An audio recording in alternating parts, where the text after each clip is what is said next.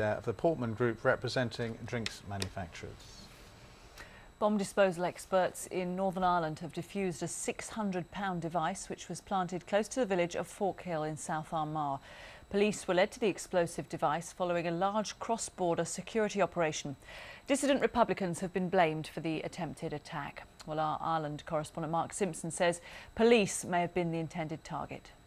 Well, I have to say, even by Northern Ireland's grim standards, £600, that's a big bomb, and it was also quite a sophisticated device. As you said there, it was a cross-border device. It was planted on the Northern Ireland side of the border, and then there was a command wire running right across the border into the Irish Republic, where presumably dissident Republicans were waiting for their opportunity to detonate the explosive device to cause maximum effect. And most people believe that would have been when there was, say, a passing police patrol. Clearly dissident Republicans have attempted in the past to kill police officers here in Northern Ireland. They succeeded in March, and it seems they were trying again now in September. We know that the remnants of the bomb, after it had been defused, taken away for forensic examination, because the police, of course, keen to try to track down exactly who these dissident Republicans are.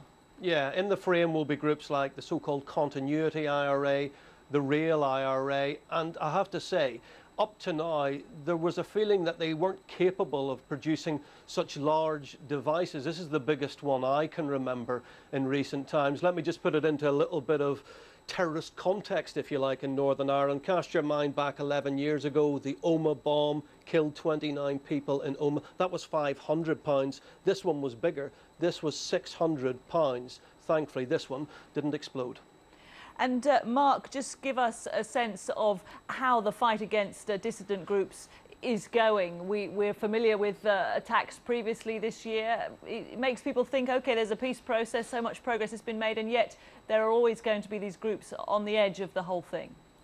It's one of those days in Northern Ireland when you realise that Northern Ireland has a peace process, but it doesn't have peace. To put the dissidents into some sort of context, they're not firing off rockets or exploding bombs or shooting people every week or every month, just like the provisional IRA did during 30 years of the Troubles, but they are proving that even though that they may be quite random, infrequent, they don't attack that often. When they do, they can do so with very lethal devices, including this £600 device.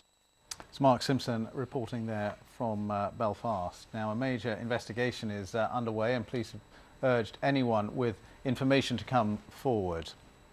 This was a device planted by reckless criminal terrorists with the aim of killing police officers engaged in providing a community service to this area.